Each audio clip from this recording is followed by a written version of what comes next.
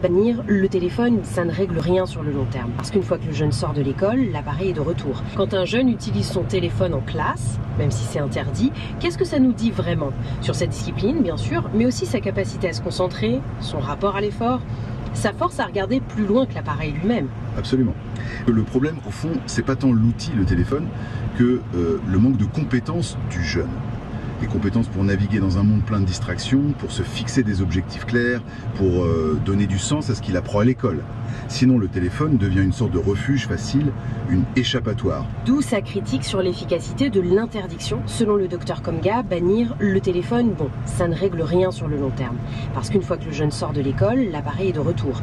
Et les vrais soucis, comme la cyberintimidation ou la dépendance aux écrans, ils persistent. Pourquoi? Parce qu'on n'a pas donné aux jeunes les outils pour y faire face. On contourne le problème, on ne le résout pas vraiment. Tout à fait. Et face à ce constat, l'auteur met en avant une autre voie. Il illustre avec l'approche de son organisation, Move to Talk. L'idée, c'est pas d'interdire, mais plutôt d'éduquer. D'apprendre aux jeunes à utiliser ces outils qui sont puissants, mais de manière intelligente, constructive. Le travail se focalise donc sur le développement de compétences clés. Savoir s'organiser, trouver sa motivation, apprendre à rester concentré, persévérer. Et ce qui est intéressant, c'est le résultat qu'observe l'auteur avec cette méthode.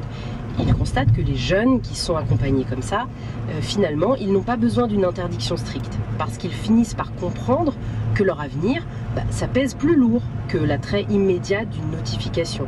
Ils apprennent à choisir quand et comment utiliser leur téléphone, de façon judicieuse. Oui. Donc dépasser ce débat un peu binaire pour ou contre l'interdiction et se concentrer sur ce qui compte vraiment, selon lui, c'est-à-dire investir dans l'éducation, dans l'accompagnement et dans le développement de ces compétences d'autogestion, celles dont les jeunes auront besoin pour s'épanouir demain.